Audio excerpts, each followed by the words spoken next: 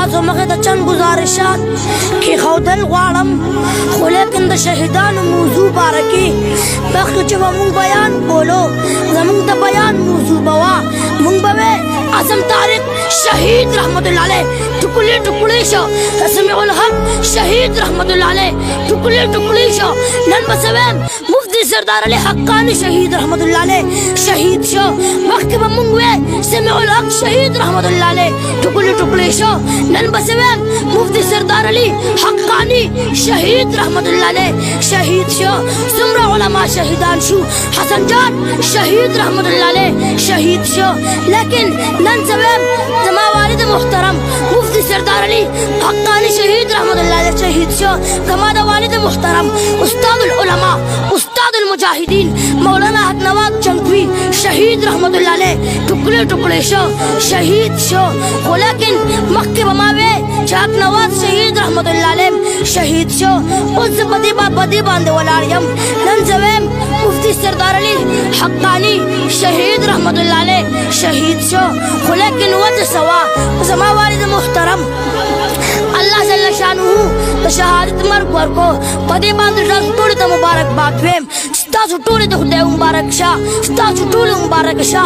الله جل شانه مفتی صاحب لا شهادت مرګ ورکو، په دې باندې موږ له خفګان نه دی پکار، په دې باندې موږ له خفګان نه دی پکار، هېڅ نه دی پکار چې موږ کور ته راشو او لیکن موږ په چغو باندې جاړو چې ربا موږ نه دی یو عالم واغستو، موږ نه د یو لوی علامه واغستو، د ده بځې موږ اغستي وو. ربا دې بدل اغستو، دې چغو ته ضرورت نشته. خو لیکن الله جل شانه زما والد محترم مفتی سردار علي حقاني شهید رحمت الله علیه هغه له شهادت مرګ ورکو، په دې باندې خفګان نه دی پکار. خو لیکن د نن نه چې دن مخکې هغه به دا یو شعر بار بار ویلو، په هر بیان کې به ویلو، ځان ته به د شهادت نظم لګولیو. خو لیکن هغه دا شعر وی وی حق وایم د مرګونو سوداګر را پسې ګرځي، حق وایم د مرګونو سوداګر را پسې ګرځي. ښه ډېر راته وګوره کېدی چې سبا نه یم، ښه ډېر راته وګوره کېدی چې سبا نه یم.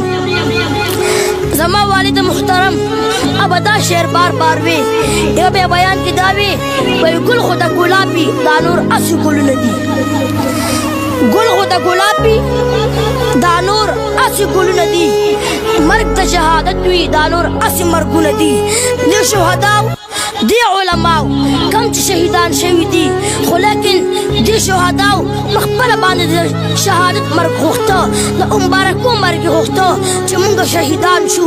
دا نور څه د ختم نبوت دفاع وه، د ناموس رسالت دفاع وه، په صحابو دفاع وه، په ختم نبوت قرباني وه، په ناموس رسالت قرباني وه، په صحابو قرباني وه، په صحابو اهل بیتو قرباني وه، په الله د الله په رسول قرباني وه، د پیغمبر په وارثانو قرباني وه.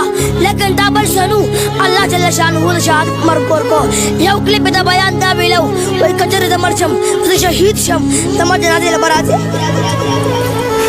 زما جنازه به کوې، ما به ښخوې او که ما به سوځوې، هندوان خو نه یې، ما له به غږ ړنګېدلې جنازې کوې. تاسو نن تاسو ته پته ولګېده، نن پوره پاکستان عام پاکستان ټولو ته پته ولګېده چې ها مفتی سردار علي حقاني صاحب په اصل باندې څنګه و.